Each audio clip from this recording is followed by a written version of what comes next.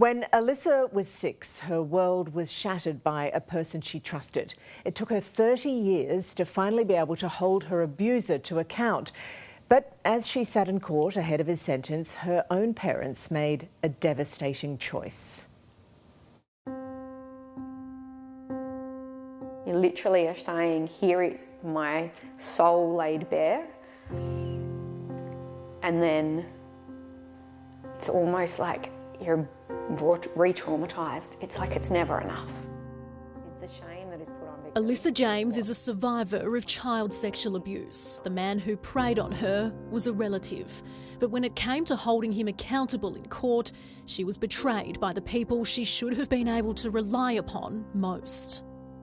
I lost it. I was swearing, I was crying. I was like, how is this even possible? Alyssa was just 6 when her life changed forever. It's hard to know who you would have been had that not occurred. They are just great actors, you know, and they're monsters. It's what they do. It would be decades before she felt strong enough to try to hold her monster to account. By then, she was a mother of 2 and wanted to set an example for her sons. So in 2019, she made the decision she would no longer stay silent. I sent him a text saying, just so you're aware, I'm going to hold you accountable for what you did to me. I got one back saying, yeah, I'm sorry. Alyssa was told the odds were stacked against her. The likelihood of a conviction for offending considered historic by the courts was slim. It was a gruelling 2-year process in the South Australian system, but finally her perpetrator was convicted. What was it like, that moment when you got to deliver your victim impact statement? There was this sense of real closure, I think, for me. As far as I was concerned, that was the end. I'd got to say my bit and we were going to all move forward with whatever the sentencing was. Because you think it's done. You've done your... But that relief was fleeting. Alyssa blindsided by an extra legal process no one had told her existed. Another 6 people had statements of their own ready to go into bat for her abuser. Among them, her own parents. You know, everybody's horrified when it happens to somebody else. It's how you respond when it happens in your world that truly shows the kind of people that you are. Forced to watch without warning as the character references were handed over to the judge to consider before handing down a sentence. How is this even possible? You have no right of reply then.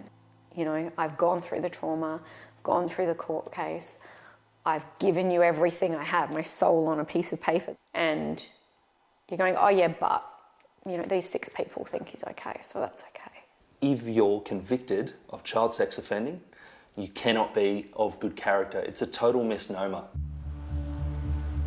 Harrison James is a survivor too, abused by his stepmother from the age of 13 to 16. He never had the chance to receive justice. When I was 15, she fell pregnant to my daughter, who for years I had to pretend was my sister. Alyssa forming an alliance with Harrison, who founded the Your Reference Ain't Relevant campaign, aimed at preventing victim survivors from going through what Alyssa had to, barring convicted child sex offenders from using character references to get lighter sentences. Good character is actually part of the crime. It facilitates the abuse. It enables these child sex offenders to get in contact with each child and groom not just the victim, but their entire support system around them. It is irrelevant what anybody else thinks about someone that will do that to a child. End of discussion as far as I'm concerned. In most states, those in positions of authority, like religious leaders, teachers or scoutmasters, have been banned from using good character references. But family members, step-parents or neighbours are still well within their rights to do so.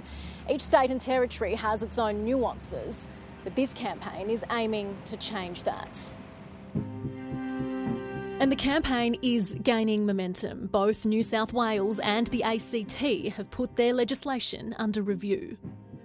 We want every survivor, no matter what corner they reside in Australia, to have access to the same rights when they enter a courtroom.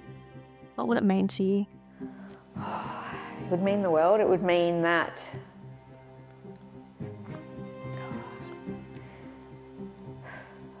My trauma, my experience, going through court, losing relationships and family, retelling my story, all of the things were worthwhile. To know that no one else would have to go through that, I can't. It would bring me a bit of peace, I think. Yeah. And Alyssa's perpetrator was only sentenced to 9 months imprisonment. The court also taking into account he was remorseful and had a strong work ethic. He also got 30% discount for pleading guilty, and the remainder was wholly suspended. No conviction was recorded. In the end, only a 2-year good behaviour bond was imposed.